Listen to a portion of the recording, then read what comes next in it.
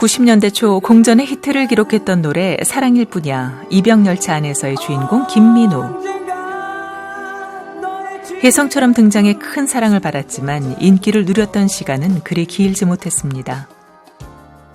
화려했던 시절을 뒤로 하고 그는 지금 자동차 딜러라는 전혀 다른 일을 하며 살아가고 있습니다. 모든 것을 잃고 밑바닥에서 다시 시작해 지금에 이르기까지 절망과 눈물의 시간 속에서 하나님이 그를 붙잡아 주셨습니다. 그리고 간절히 기도했던 두 사람, 지금은 천국으로 떠난 아버지와 아내의 사랑이 있었습니다. 그 믿음과 사랑으로 이제 다시 일어나 제2의 인생을 살아가는 김민우 집사. 그의 눈물의 고백을 들어봅니다.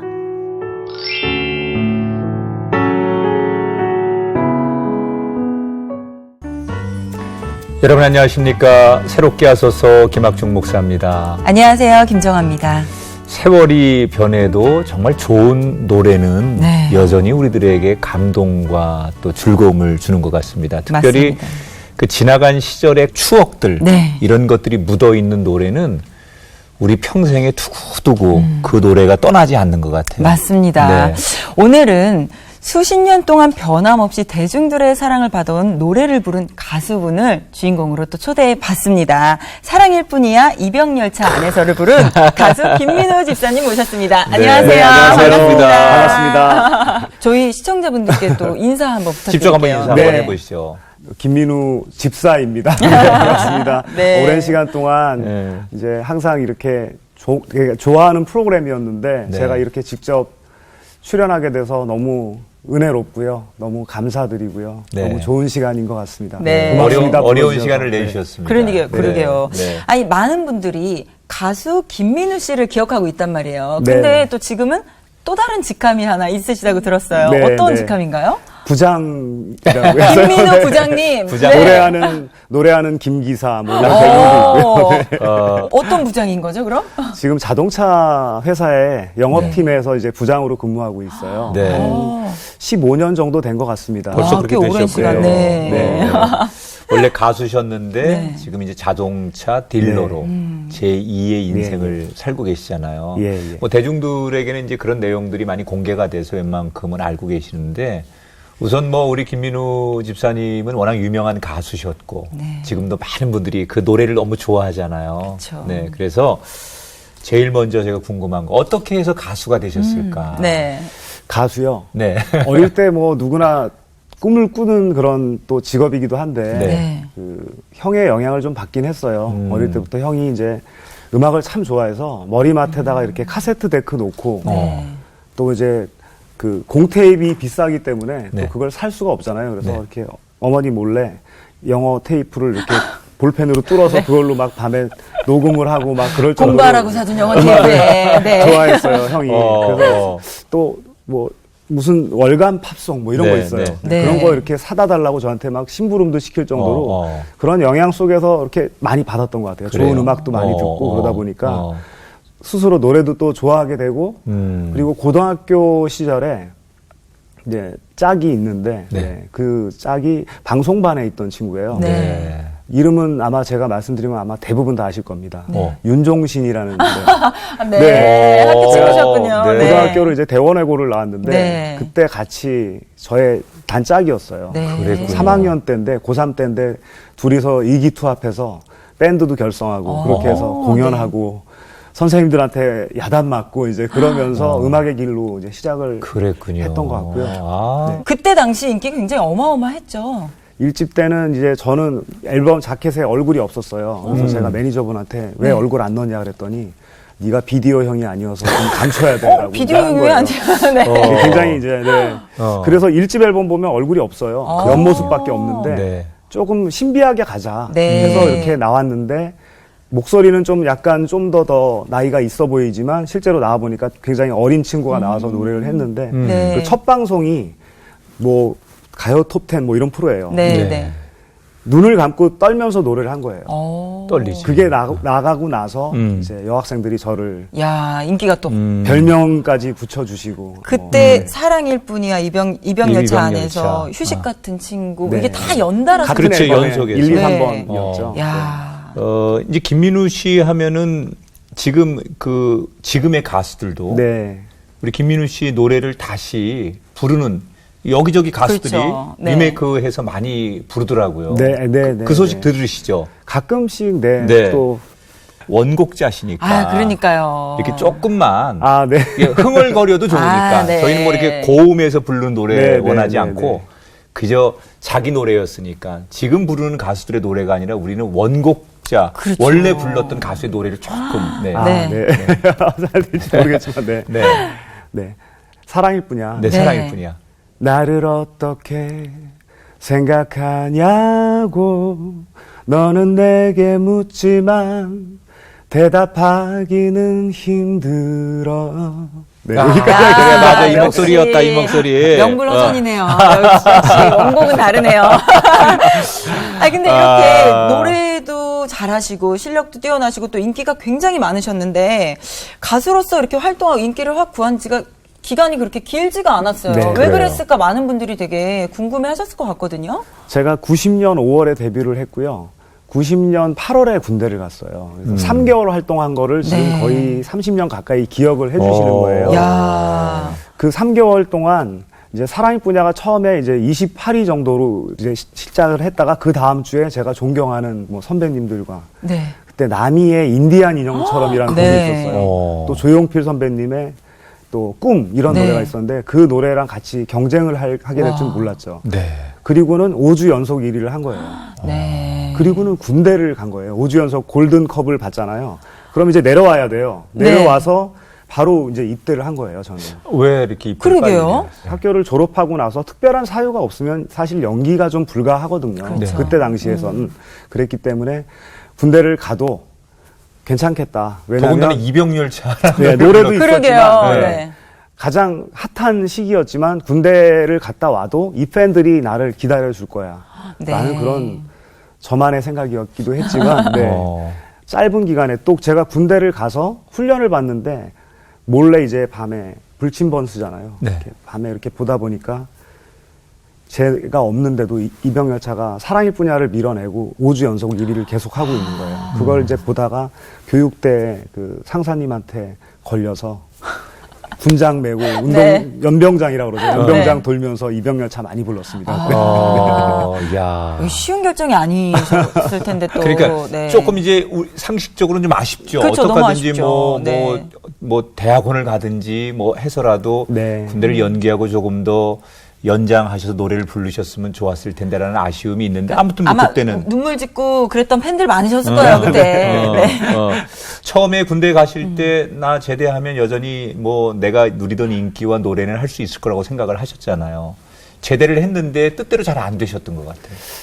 이제 가수는 그 방송 출연을 하지 않는다고 해서 가수 활동을 안 하는 건 아니잖아요. 그렇죠. 무대가 있어야 되는데 사실은 그때 당시에는 또 무대도 무대지만 생활 자금이 좀 필요했어요. 네. 그래서 저녁에 많이 출연을 했죠. 뭐 클럽이든지 이런 네. 업소 같은 네. 데서도 네. 라이브 무대에서 이제 돈도 벌고 그렇죠. 무대 출연을 해서 그때 당시에 또 자문을 좀 받았어요. 앞으로 어떻게 가야 될까. 그런 자문을 많이 받았더니 그 음악을 좀 녹음실 같은 거를 하나 준비를 해서 네. 거기에서 좀 공부를 좀 해라라는 그 선배님들 또 자문을 많이 받아서 그때는 좀 무리하게 투자를 했어요. 네. 꽤 많은 돈을 들여서 녹음실을 하나 만들었죠. 네. 네. 그리고 그 돈을 메꾸기 위해서 또 열심히 저녁에 뭐 수많은 그 곳을 출연을 하면서 그래도 행복했죠. 그렇죠. 열심히 또 작업실도 있고 내가 나만의 공간이 네, 있고 그렇죠. 또 희망이 있고 그래서 참 좋았어요. 네. 그러던 어느 날 무대에서 노래하고 있는데 뭐 그때는 삐삐 다 차고 네, 다녔잖아요. 네. 계속 뭐가 진동이 와서 보니까 집이에요. 그래서 네. 어머님한테 전화를 했죠. 무슨 일이냐고 그랬더니 아들아 살아있니? 막 이러는 거예요. 어머님이.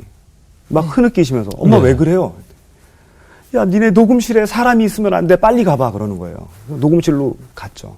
갔더니 막 119 차들이 와 있고 건물에 유리창이 다 깨져 있는 거예요. 네. 내려가려고 했더니 못 내려가게 하시는 거예요. 네. 지금 가시면 위험합니다. 그래서 어떻게 된 건지 여쭤봤더니 같이 그 건물에 새들어 계시던 세입자분이 계셨는데 네. 이분이 이제 정신적으로 약간 우울증을 앓고 계시던 분이에요. 네. 그분이 집 그 건물주랑 좀 말다툼을 하시고 네. 이제 홧김에 LPG 가스로 이제 저런. 떠나시면서 제 녹음실까지 같이 폭파가 된 거예요. 그래서 그때 당시에 아하. 이제 한 96년 그 정도 됐던 것 같아요. 27살 네. 그 정도밖에 안 됐을 때인데 그때 뭐 모든 걸 다 잃었죠. 왜냐하면 그 건물이 무너진 게 아니라 사실 내 꿈이 없어진 거죠. 꿈도 없어진 거고요. 어. 그때 당시에 그 모든 건 다 대출로 이루어졌기 때문에 전 재산을 다 거기다 투자를 했는데 그 건물이 화재보험에 가입돼 있지 않았어요. 그 집에서는 이제 부모님들도 계시고 네. 하기 때문에 또 가족들끼리의 그런 관계성 네. 이런 것도 그 당시에는 기억이 나실 텐데. 아버님이 굉장히 아주 절실한 그 신앙을 가지신 분이셔서 네. 그 우리 아버님의 그 두 번의 눈물을 통해서 지금 이 자리에 있는 것 같아요. 네. 네. 뭐 첫 번째 눈물은 대학교 때 제가 뭐 대원외고를 이제 졸업을 하면 좀 사회인으로서 좀 잘 쓰길 바랬었던 꿈이 있으셨는데 뭐 아까 말씀드렸듯이 뭐 헤비메탈 한다고 머리 기르고 다니고 하니까 막 속상하신 거예요. 네. 어머님이랑 막 말다툼 하시다가 저는 자는 척 했죠. 네. 뭔가 느낌이 이상해서 보니까 아버지가 막 오셔가지고 어머님이 말리시고 뭔가를 들고 오신 것 같아요. 네. 느낌이 이상하니까 머리가 잘려나가고 있는 거예요. 재단 가위로. 네. 네, 막 아버님이 흘렸던 그 눈물 한 방울이 제 볼에 떨어지는 이렇게 철이 없을 수가 있냐고 하면서 하셨던 속상해서. 그 속상한 그 네. 눈물 한 방울. 그리고는 이제 사회에 나오기 전날 네. 제가 이제 제2의 인생을 살기 전날 아버지의 이제 눈물을 이제 보게 됐는데요. 그렇구나. 아버지. 아버님은 좀 그런 분이에요. 그러니까 아버님이 저한테. 이렇게 새벽 기도도 열심히 다니시고 그러셨어요? 새벽에 항상 자전거를 타시고 뭐 정말 일찍 나가셔서 예배를 보시고 그리고 연세가 좀 많으셨기 때문에 아들이 이렇게 집에 있는 거에 대해서 기도를 많이 하셨을 거예요. 그렇죠. 그리고 마음 한켠에는 아들이 다시 잘 하는 일들이 잘 됐으면 좋겠다 하는 바람이 있으셨던 것 같은데 자고 일어나면 머리맡에 10,000원짜리가 하나 있는 거예요. 아버지는 그냥 그때 당시에는 부동산 일을 하시다가 네. 나중에 연세가 많으니까 아예 그 일도 안 하시고 공공근로 같은 일을 하셨던 것 같아요. 네. 네. 한 달에 한 30만 원 정도 버시는 것 같은데 네, 네. 아들한테 10,000원짜리를 하나 넣는 거예요. 점심을 굶지 말라고. 그랬던 아버지였거든요. 이제 그 믿음이 아버님에 대한 어떤 그런 마음이 항상 그랬고 얼마 전에 이제 세상을 떠나셨을 때도 그 남겨주신 그 재산이 성경이에요. 아버님이 네. 평생 이렇게 새벽기도 때 들고 다니시던 성경인데 그 지금 이제 저희 아내랑 딸이랑 가정 예배를 보다가 무심코 쫙 넘겼는데 아버지 성경인지 몰랐어요. 네. 딱 보다 보니까 뭐 1996년 뭐 새벽 몇 시 다 체크를 다 해놓은 거예요 거기에. 말씀들. 말씀 들었던 그 날짜를 다 네, 체크를 해놓으셨고. 그걸 이렇게 딱 피는데 갑자기 막 너무 많이 눈물이 쏟아지는 거예요. 무엇보다 귀한 유산을 그럼 네. 믿음 주고 가셨어요. 네, 남겨주셨네요. 그러면 아버님께서 새벽기도 그렇게 열심히 다니셨다고 하셨는데 원래 그러면 믿음의 가정에서 자라셨던 건가요? 아니요, 그렇지 않아요. 저희는 굉장히 그 전통적으로 아주 유교, 불교에 가까운 집이었고요. 네. 항상 어렸을 때 기억나는 게 이제 절에 많이 다녔던 기억이 나요.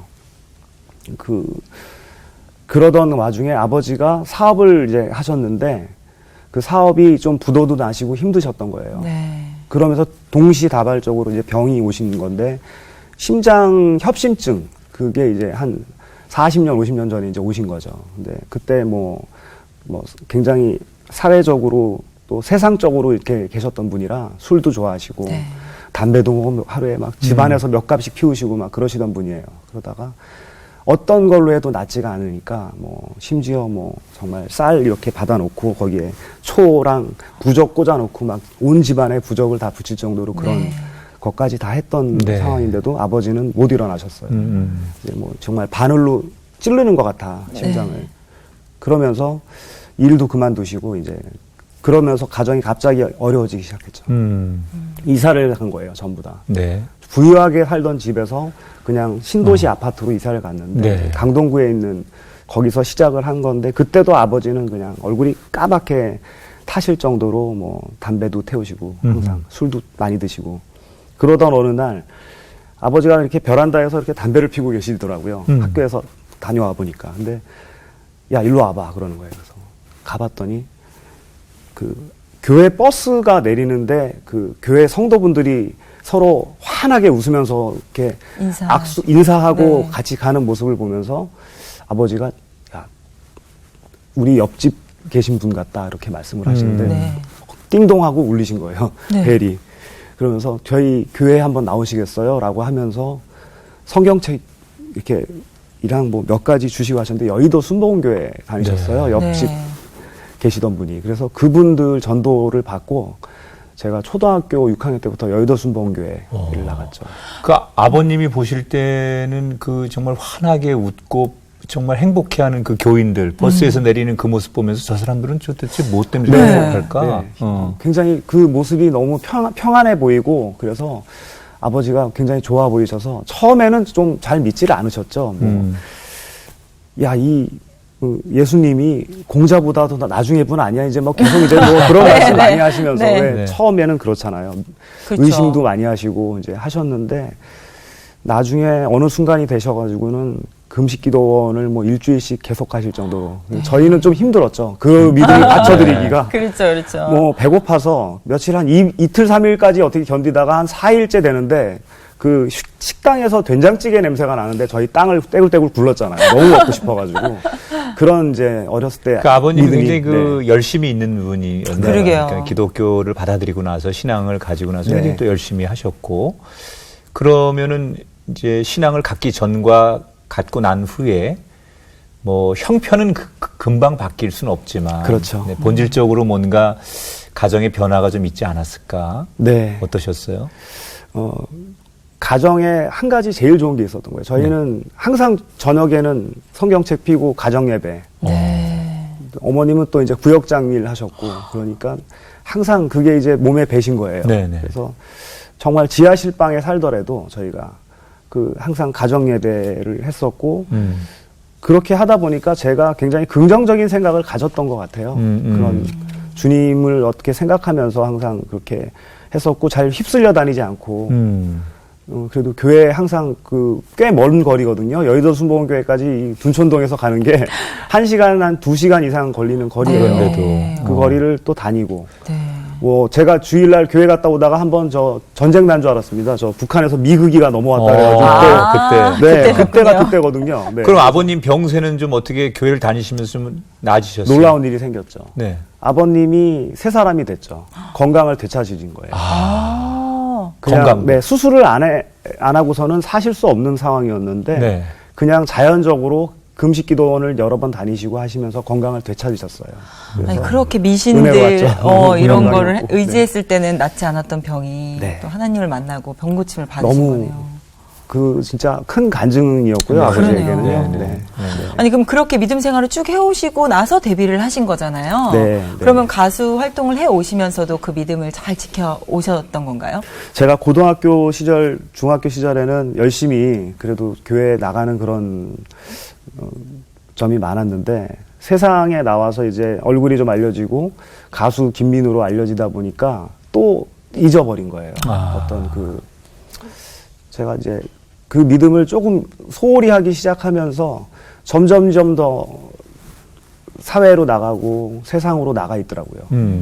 그리고 다 무너지고 깨진 게 이제 제가 뭐 녹음실이 폭파되고 그리고 정말 막 계속 힘든 생활들이 이어져서 나중에는 뭐 경제적으로도 너무 어려워졌고 다시 그렇게 됐을 때 뭐 한때는 정말 그 주머니에 돈 10,000원이 없어서 친구 결혼식 축가를 불러주러 걸어간 적이 있어요. 그 정도로 어려운 적도 있었죠. 이게 네. 가수 김민우가 그랬다니까 그러니까요. 믿어지지가 네. 않아요. 집사님이 그 상황쯤 되셨으면 막판에는 하나님 앞에 뭔가 투정도 좀 하시지 네, 않았을까 하소연도 그런 생각이 드는데 하고. 어떠셨어요? 네. 그 다 모든 거를 내려놨어요. 내려놓고 어느 순간이 이렇게 딱 되니까 이제 뭐 제가 그동안 했던 모든 일들마저도 다 이제 스탑이 된 상태죠. 전부 다 스탑이 되고 가수 몇 분이서 모여서 같이 콘서트하고 뭐 이런 또 그다음에 뭐 어느 클럽 저쪽 뭐 하남 조정경기장 근처에 뭐 미사리라는 데도 많이 나갔고 네. 그런 일들도 너무 많이 이제 경쟁이 되니까 또 저에게 그 일들도 다 없어진 거예요. 집에 들어와서 협탁에 이렇게 서랍인데 열어서 그 안에 있는 하얀 봉투를 막 다 입에 집어넣고 약이었어요? 수면제였습니다. 아, 네. 네. 많이 먹었죠. 그렇게 먹고 일어나면 세상에 아무도 없었으면 좋겠다. 라고 생각했는데 주님은 결코 그렇게 저를 빨리 보내실 분이 아니셨던 것 같아요. 다음날 너무 정날 정시에 눈이 떠지는 거예요. 네. 수면제를 그렇게 많이 먹었는데. 몸은 되게 네. 굳어가지고 움직이지가 않는데 정신만은 살아있는 거예요. 네. 그 상태로 밖에 나가서 앉았어요. 네. 그래서 기도를 했어요. 기도를 하고 내 길을 좀 열어달라고 주님한테. 저는 너무 지금 갈급하고 지금 진짜 너무나 어려운 상황입니다. 주님만이 아신데 좀 저의 길을 열어주십시오라고 기도를 했어요. 그리고 나서 어떤 일이든 좋다라는 마음을 먹었습니다. 기도를 하고 나서는 세상 일 어떤 거라도 좋으니 지금의 이 가수의 일은 언제 제가 또 다시 쓰러질지 모르는 길인데 이런 것보다 제 스스로 무언가를 도전해서 할 수 있는 그런 용기를 주시고 자신감을 채워달라고 기도를 했더니 우연치 않게 이제 어렸을 때 한 동네 살던 후배가 있는데 전화가 온 거예요. 형, 나 기억나? 이러면서 전화가 와서. 네. 오, 야, 그래. 우리 회사 사장님한테 내가 형을 안다 그랬더니 한번 형을 좀 보고 싶어 해. 그래서 거기 회사에 놀러를 갔어요. 네. 봤더니 이제 외국 수입차. 네. 네, 판매하는 그 영업 일을 하고 있더라고요. 근데 거기에서 이제 그 사장님을 만났는데 사장님이 정말 놀랍게도 너무나 강한 그 카리스마를 가진 분이셨어요. 네. 리더십이 있었군요. 그분한테 완전히 저는 그냥 저분이 나의 멘토다 이런 생각으로 네. 따라가야 되겠다라는 생각으로 그분을 붙잡았죠. 네. 근데 처음엔 잘 안 만나주시고요. 계속 피하시고요. 그러다가 저를 몇 번 또 테스트를 해보신 것 같아요. 네. 왜냐하면 이 사람이 가수인데 저는 그렇게 했거든요. 막 안 만나주시니까 밤 늦은 시간에 막 전화도 드렸어요. 그랬더니 결국은 받으시더라고요. 맨날 거꾸로 살던 아들이 새벽 4시에 일어나서 아버지한테 저 식사하자고 아버지한테. 네. 첫 출근하는 날. 면접을 보러 가는 날. 면접 보러 면접 갔는데. 보러 가는 날. 아버지한테 이제 저 새벽에 어디 가야 되는데 식사 좀 같이 하자고 아버지한테 그랬더니 약간 의아해 휘둥그레 하시는 거예요. 그렇죠, 아버지 왜 그래? 입장에서. 그래서 아버지 저 부탁이 있어요. 그랬더니 뭔데? 저 오늘 면접을 보러 갑니다. 면접? 너는 가수인데 무슨 면접이야? 네. 아니요, 제가 아버지 이제는 사회인으로서 열심히 한번 해보려고요. 무슨 회사인데? 자동차 회사입니다. 거기서 네가 무슨 일을 하는 거야? 자동차 파는 영업 일을 해보고 싶습니다. 야, 네가 어떻게 자동차 영업을 해? 너는 가수잖아. 네가 그 남의 집 문을 두들기고 다니면서 그렇게 할 수 있어? 야, 그리고 뭐 아버지한테 부탁할 게 뭐야? 저 그래서 면접을 봐야 되는데요, 아버지. 정장 차림으로 가야 되기 때문에 넥타이를 매야 되는데 아버지 넥타이 매는 법을 제가 잘 몰라요. 좀 알려주세요. 그랬더니 야, 너 나이가 30 넘어가지고 녀석아 막 넥타이도 못 매? 그래서 일어나봐. 그러면서 먼저 시범을 보이시는 거예요. 해보래요, 저보고. 근데 안 되죠. 잘 안 되죠. 뒤에가 길게 그쵸, 나오고 그쵸. 네. 잘 안 되고 그래서 아버지 여기서 어떻게 해야죠? 그랬더니 아니 그렇게 해서 이렇게 감아서 가운데로 쭉 빼면 돼. 해봐. 아니요, 여기서 이렇게 하다가 이게 안 되는데요. 야, 내가 너하고 몇 번 얘기해야 돼? 바로 막 화를 그냥. 근데 눈물이 한 방울 뚝 떨어지시는 거예요. 속상하신 거지. 그리고는 이제 아버지의 그 눈물을 느끼면서 사무실에 갔죠. 오늘부터 나는 사회인 김민우가 된다. 될 줄 알았어요. 이제 사무실에 갔더니 면접을 보자고 하시는데 뭐 쫙 면접 보시기 전에 A4지 한 장을 쫙 주시는 거예요. 그래서 읽어보라 그랬는데 뭐 갑과 을로 돼 있고요. 내용은 뭐 당연히 제가 을이겠죠. 그래서 우리 회사에 입사하기 위해서 김민우는 1년간 세일즈맨이 되기 위한 교육에 참여해야 된다라는 명시에 대해서 돼 있고, 그리고 당신이 사회에서 유명했던 가수라 하더라도 당신보다 훨씬 나이가 적은 회사의 선배들한테 인사를 게을리하지 않을 것이며, 그리고 지각을 하거나 지각을 했을 때 거짓말을 하거나 그리고 회사에서 당신이 가수였다고 우쭐 하거나 이런 부분이 있으면 바로 퇴사 조치하겠습니다. 이런 내용들이요. 거기 이렇게 써 있었어요. 네. 그리고 모든 일련의 교육 과정을 마친 이후에 당신을 테스트하는 기준은 내가 정할 것이며 내가 고객으로 들어와서 나를 10분 안에 상담해서 계약서에 사인을 받게 할 정도의 능력이 보여준다면 당신을 정식 사원으로 채용하겠습니다. 네. 1년간은 급여가 제공되지 않고요. 아침 7시에 출근, 그리고 전시장 끝에서 파티션에서 앉아서 여기에 입사하려고 그러는 신입사원분들과 함께 교육을 받고 그다음에 거기서 자동차 이론 교육, 영업 예절 교육 등을 받고 거기에 동의하시지 않으시면 지금 나가셔도 좋습니다. 그렇게 시작을 했는데 바로 1초도 안 걸려서 사인을 했고요. 네. 저는 절벽에 서 있었기 때문에 네. 정말로 이제는 김민우 씨가 가수가 아닌 사회인으로 누구와 네. 경쟁해도 이젠 됐다 이렇게 우리가 인정하고 또 그렇게 동화되고 그리고 하나님께서 그간에 이제 아름다운 가정도 갖게 하셔서 행복한 삶을 사셨는데 네, 네. 그렇게 잘 지내시던 우리 김민우 집사님에게 저희가 참 안타까운 소식을 작년에 듣게 됐어요. 아내분이 네. 예, 갑자기 하나님 나라로 가셨다는 소식을 저희가 언론을 통해서 네, 접하게 네, 네, 됐습니다. 네, 네. 저희 너무 놀랐는데 저희 집이 상당히 멀었어요. 그 교회에서도 멀고 회사에서도 멀었어요. 근데 항상 그 시간에도 새벽 기도를 다니던 친구였죠. 이제 구역장 일을 명성교회에서 했는데 교구 식구들이랑 같이 항상 신방 다니고 이런 일들을 많이 하는 사람이어서 어떻게 만나셨어요, 두 분? 고객이 소개해 주셨어요. 네. 저희 아내는 이제 제 고객이 소개해 주셨는데 고객이 소망교회를 다니셨는데 그 소망교회 성가대였어요. 저희 네. 아내가. 그래서 또 다른 회사에 그 임원 비서로 계셨고 그때는 그래서 이제 처음에 만나서 믿음이 같으니까 신앙이 같고 그러니까 정말 좋은 대화가 됐고요. 그래서 그렇게 만나게 됐고 그리고 이제 헤어졌어요. 중간에 또 중간에. 네. 네.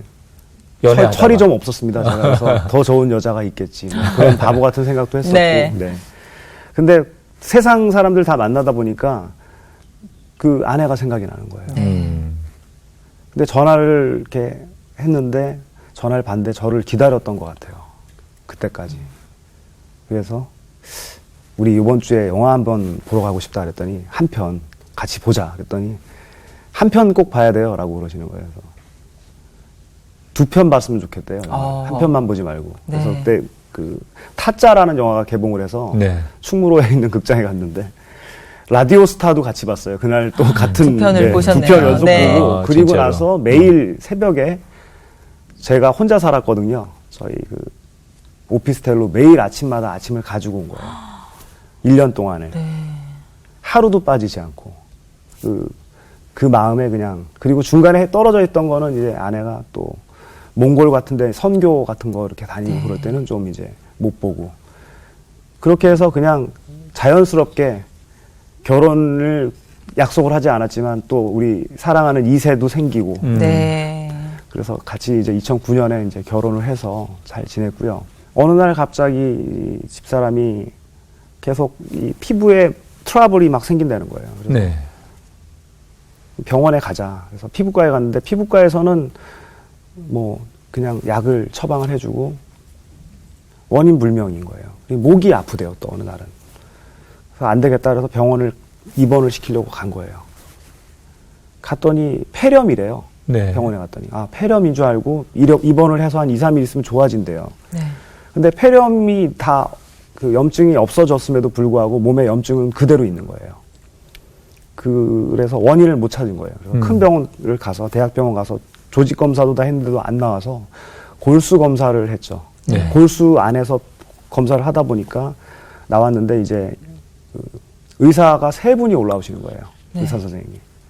한 분은 뇌, 한 분은 혈액암, 한 분은 이 장기를 하시는 분. 그래서 지금 그 아내분이 앓고 있는 병은 혈구 탐식성 림프절 증후군이라는 병입니다. 그래서 아마 처음 들어보셨을 건데 자기가 자기 몸에 정상적인 세포들을 다 방어를 하고 나서도 바이러스를 물리친 다음에도 계속 일을 하는 거다. 그래서 정상적인 모든 장기를 다 손상시키고 조금 있으면 당신도 못 알아볼 수 있다라는 얘기를 하는데 정말 안 믿었거든요. 근데 진짜. 일주일 동안 계속 제가 지켰어요, 그 자리를.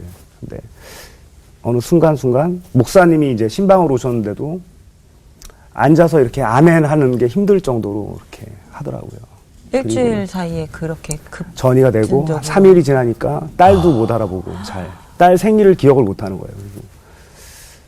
그래서 이제 결정을 내려야 될 시기가 왔는데 아내가 우리 아버지 돌아가셨을 때도 저랑 약속한 게 있죠.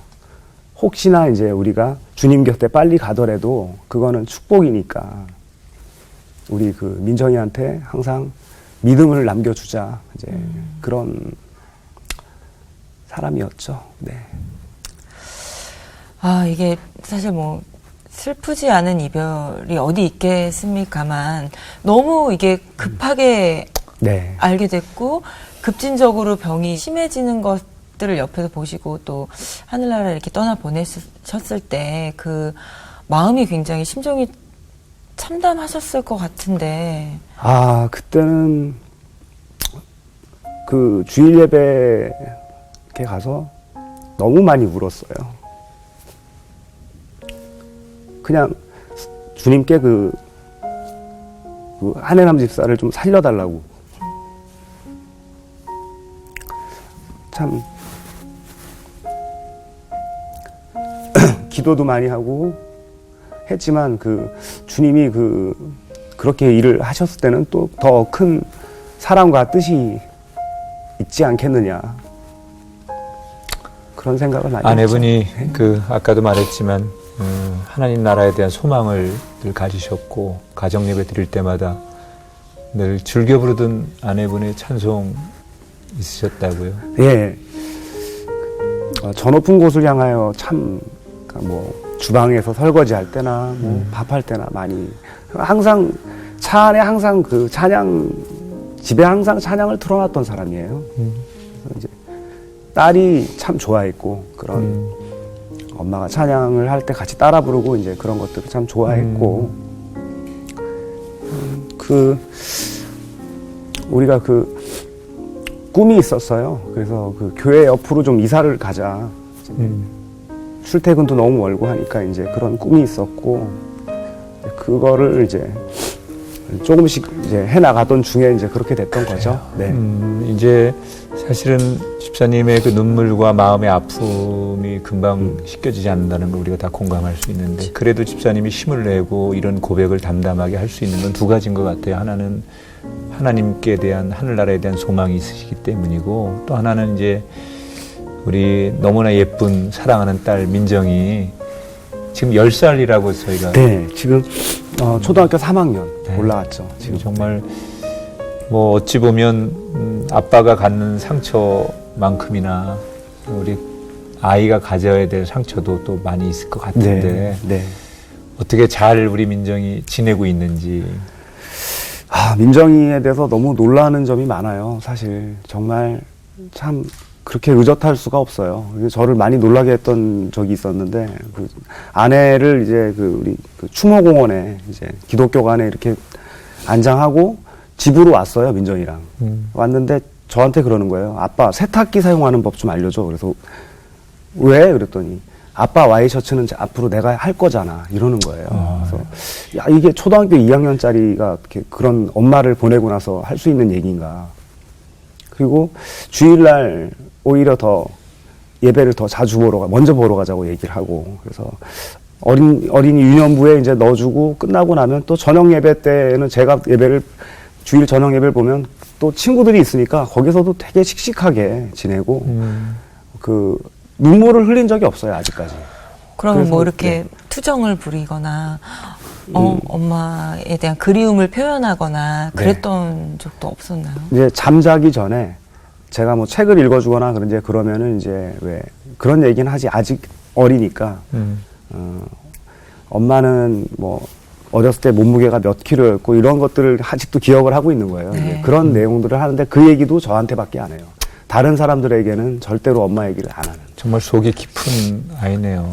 정말 아주 깊은 생각과 배려를 갖는.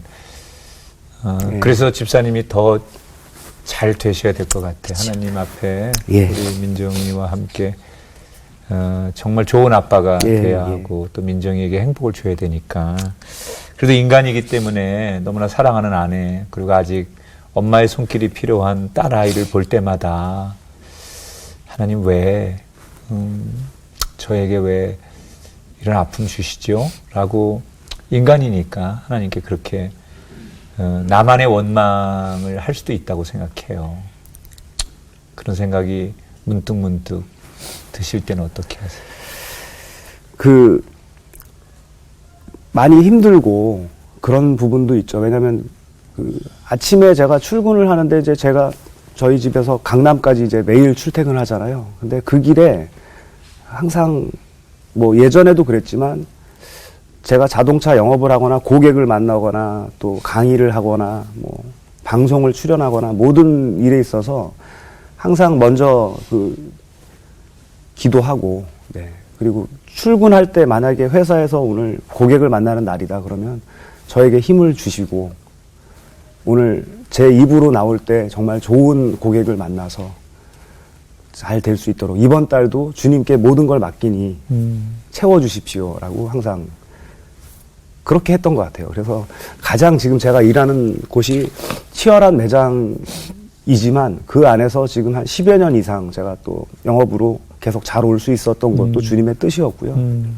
주님만이 해주셨던 건데 또 처음에 영업을 시작했을 때 영국 자동차 처음에 시작했을 때도 1년 동안 매일 새벽 기도를 갔어요. 저희 집에서 뭐 새벽 기도 가서 먼저 예배 보고 정말 라면 하나 먹고 회사 가더라도 항상 그런 것들을 통해서 나중에 많이 사랑해 주시는 주님을 느끼게 됐고요. 이제 너무나 확고하시니까 그런 그쵸. 원망보다는 하나님 당신에게 모든 거 맡깁니다. 예. 이런 믿음의 고백을 드릴 수밖에 없군요.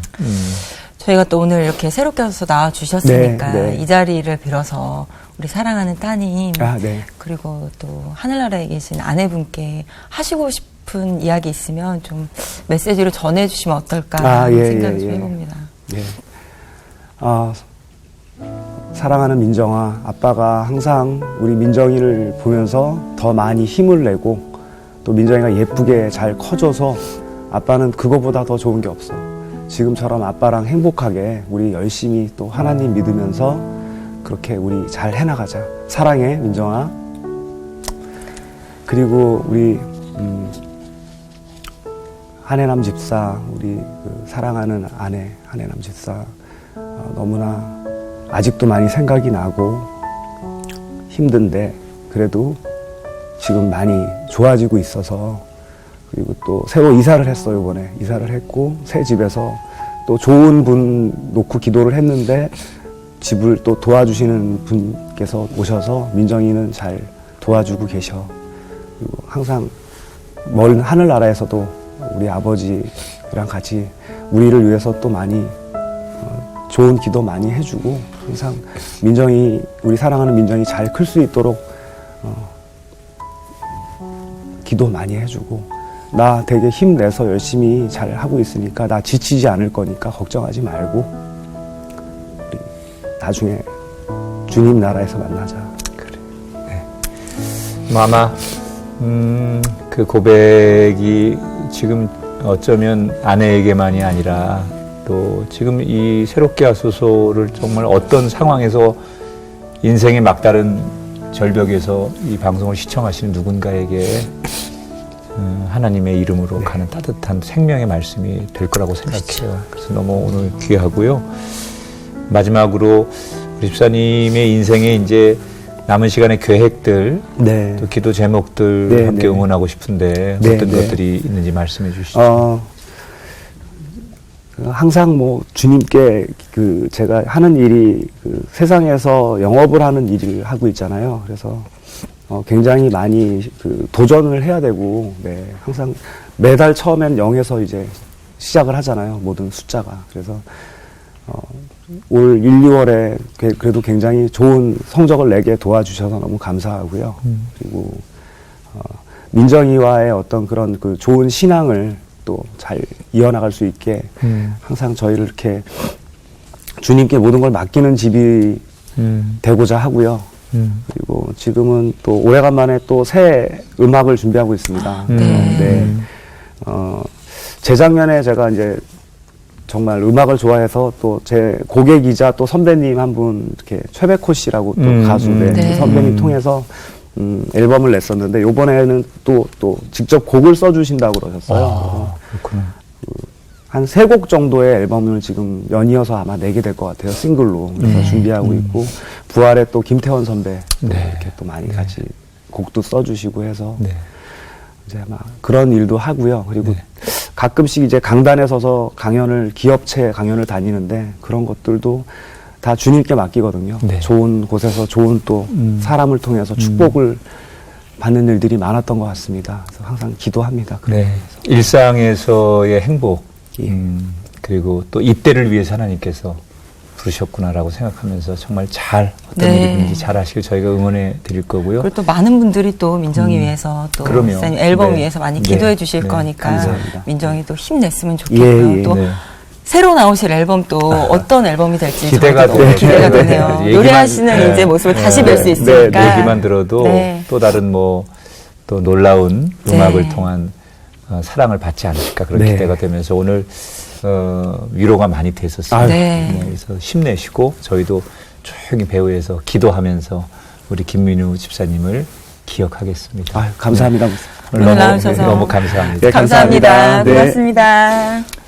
우리 시청자 여러분들에게도 이번 한 주간 정말 당당하고 다시 제로에서 시작해도 여전히 그 끝에까지 나를 인도하시는 변함없는 하나님의 사랑을 기대하면서 한 주간 승리하시기 바랍니다. 새롭게 와서 오늘 여기서 인사드리고요. 다음 시간 다시 찾아뵙겠습니다. 여러분 고맙습니다.